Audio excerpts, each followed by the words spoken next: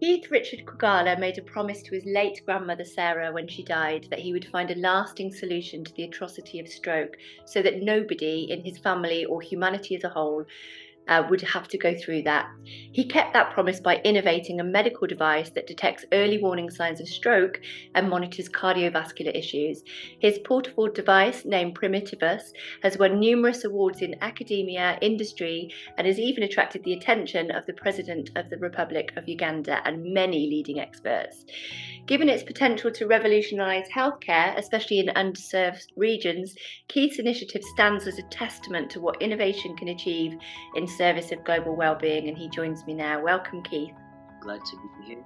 Yeah, it's so lovely to have you here, especially as a new global change ambassador for Roundtable. Let's get straight into the questions. Keith, your amazing innovation was created, as mentioned, to fulfill your promise to your late grandmother Sarah, who you were clearly very dedicated to. Tell us about her and the impact that she had on your life.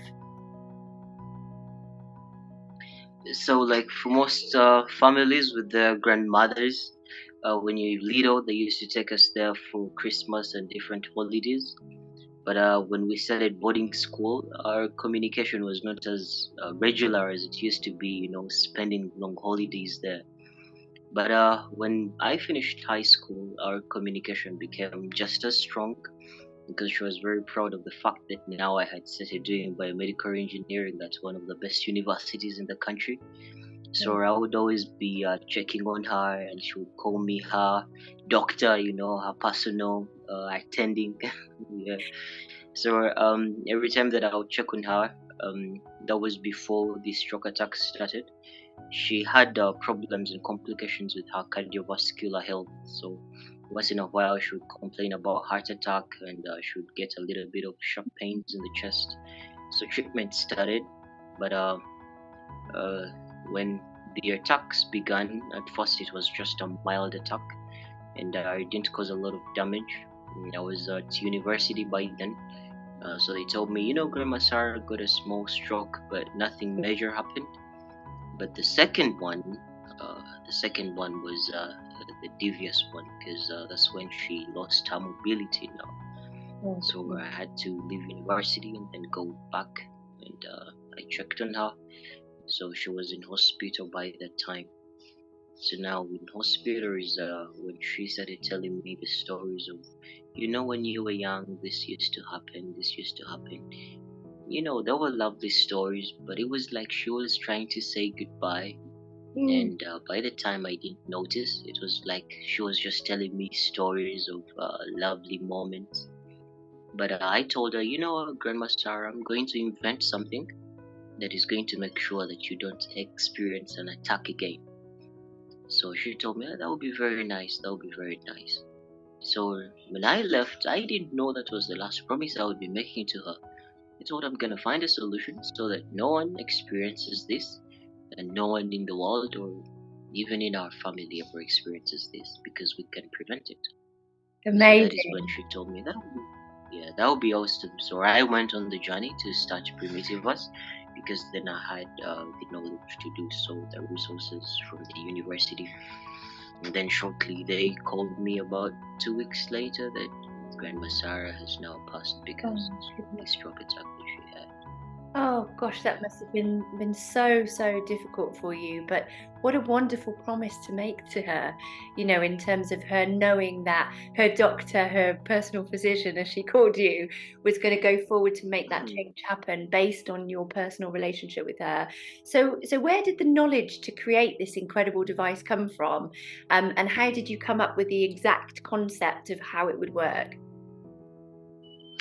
So after Grandma Sarah, when I went back to the university, I started the research with a few of my colleagues, because we would go around hospital looking for different medical problems to solve. So now mine was much more focused, and it had like a motivation behind. So all the interviews that I was doing with the patients who are in the stroke clinic, so I would interview various patients, and one similarity was there for all of the stroke patients, was that they had this preliminary signals. They say that I was home and then I got paralysis on this side. So they would say paralysis. They would give different subtle signs that were indicating that before they had a major attack, they had these warning signals that the body and nature was sending to them. So, given also my knowledge about our anatomy and the different neuro anatomy that we had covered in class, I just knew that with deeper research we can establish exactly what the underlying signals the body gives off that are undeniable, irrespective of age, irrespective of ethnicity. What are these constants that are always happening? So that's when different research pointed to the fact that before a major attack happens, most of the patients experience these blockages of blood as it goes to the brain. So that has been termed as transient ischemic attacks. So they are mini strokes of sort. But what are the major causes of these? There is atherothromboembolism, there is cardioembolism, there is hyperviscosity and vasculitis. The major two were cardioembolism and and atherothromboembolism, meaning that you have clotting within your arteries, so blood going to the brain is impeded, or you have clots within the heart. So these also have warning signs. Before a thrombus goes on, there is different changes within the behavior of blood as it is flowing. So these are the ones that we started recording and incorporating into the device. So the different people that have experienced these attacks before had these warning signs that we now started building into the processing unit for the device to be able to detect them, however subtle they may be in a patient.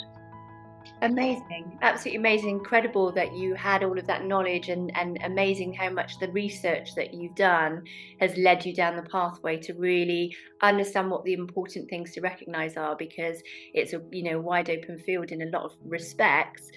It's incredible. So we've already mentioned that Primitivus has won numerous awards. I'm aware that it's been cited in technical reviews, which is amazing, and that you're at the stage where you've got memorandums of understanding with some top hospitals as well.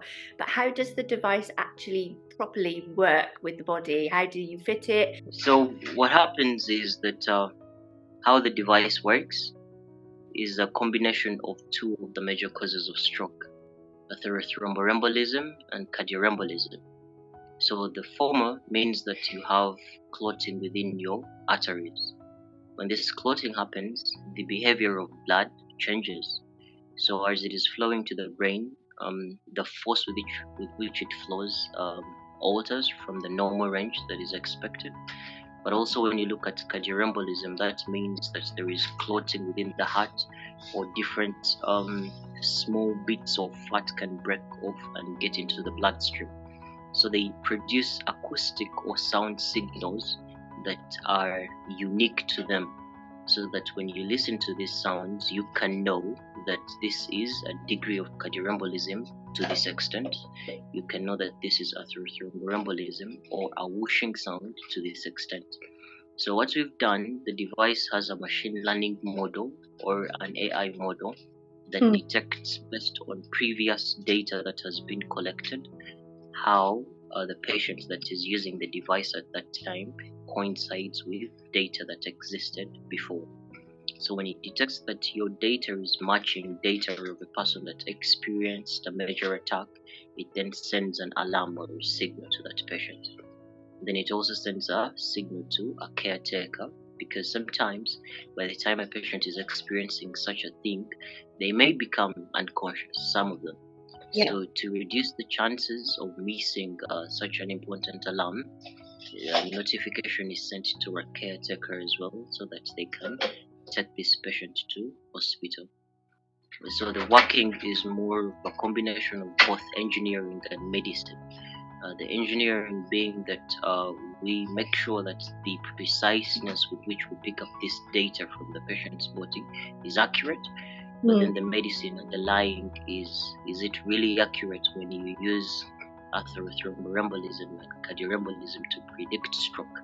So these are the two combinations that are being used, and it has been proved that when we look at these subtle warning signs, the advantage is that we can be able to look at the warning signs with much more vigor compared to if we use images, because images look at a brain that has already suffered stroke to an extent. So when you take the images of a person that has taken stroke, we can diagnose that this is the level of damage that has happened to the brain. But what our device intends to do is to prevent the escalation to that extent. Yeah. So using the acoustic signal, using the acoustic signal approach is much more valid for us, because unlike for the images, we are looking at what are the underlying indicators, the changes in the behavior of the heart and blood that can indicate that this individual can be at risk for stroke. That's incredible, absolutely incredible, and for a number of reasons, to notify a primary caretaker so that they can come along. But also, I think a lot of people worry that they're causing a fuss if they're feeling something and don't always talk about it straight away. So the fact that you can detect that is amazing. And as somebody who has been impacted a lot by losing loved ones to stroke in my life, the thought that you can prevent that and you can save lives is absolutely incredible. And I know that you have saved some lives with this incredible invention already. Wow, what an innovation. So obviously this innovation has been started to be recognised, and you've won, as I mentioned, previous awards. You also, as mentioned, won an award at our Global Youth Awards in November, and have joined our Global Change Ambassador Network, where you can interact with other young innovators such as yourself across the globe, and other young people that are doing incredible things. How does it feel, as somebody who's an incredible young person, to be recognized for your work on a global stage? The first time that I was sent the email that you have been a winner for the Global Youth Awards of Innovation, that was a very exciting day, Amazing. because most of the recognition has been more within my country, and the investors that have come have been connected to me through, for example, the Ministry of Science, Technology and Innovation, and then also the university. But when I got an email that was recognizing it on an international stage, that was awesome. That was very amazing. And I remember I called my sister and I was like, Julie, come here and see this. So everybody was very excited, and they were saying that this is going to be happening in the UK. Do you want to go? They asked. I was like, it will be very awesome, but I've just got the email right now, so I'll just do it online. But it was just as amazing, and it really empowered me to say that if you do something that is great within a country, it is inevitable for the world to recognize it as well. And it is a motivation to this day for the rest of the team. Every time that I tell them, you know what, we have this thing that we can bring to the world, and they already recognize it as something that can change lives, so it makes the team extra serious and doing all the tasks that are given to them. Amazing. And we love that, that motivation, and it deserves to be recognized on a global stage, because the more recognition it gets, I guess, the more people will support and help it to be developed quicker, and the more lives will be saved as a result of that, which, what a greater prize is there than saving lives, which is amazing, absolutely amazing. So aside from the work that you were doing with Primitivus, I understand you're in the process of applying for a master's degree in biomedical engineering. Whereabouts is that? Tell us more about it, and where do you hope to take things in the future? So my masters, I hope it's going to be at Johns Hopkins University, because from my first year when I started working with them on different research projects, they loved me a lot.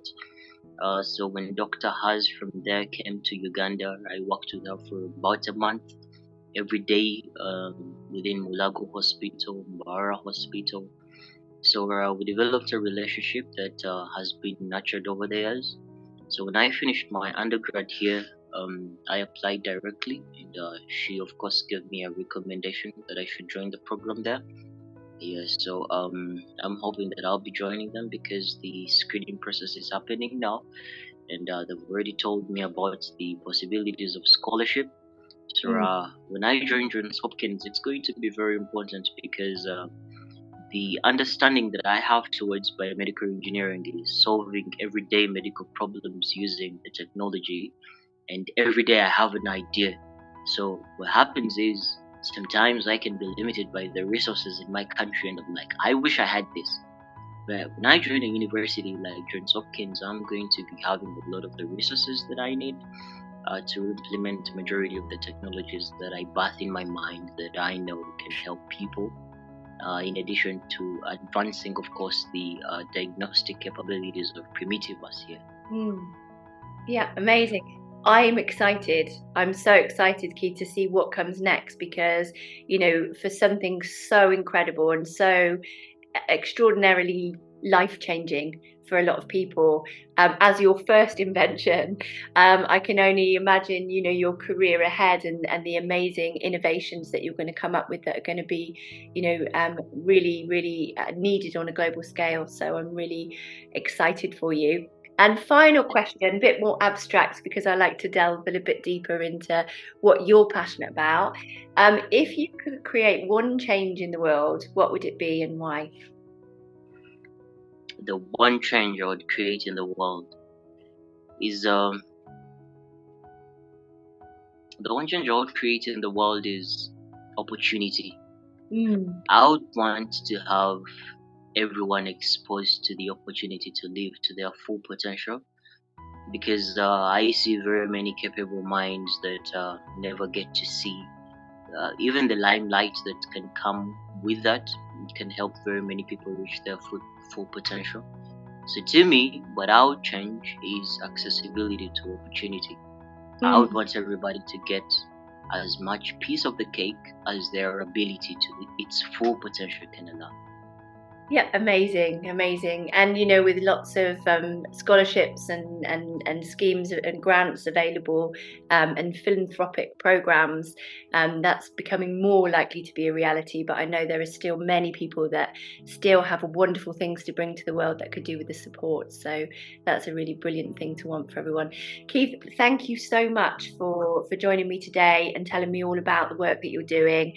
As I mentioned, I'm really excited to see what you innovate next. We're going to include the links so that people can go and find out more about the work that you were doing. But I'm really excited to have you as a global change ambassador, and I'm looking forward to seeing what opportunities we can create over the course of the next year or so. So thank you very much. You're welcome. Thank you for having me. It was a wonderful interview.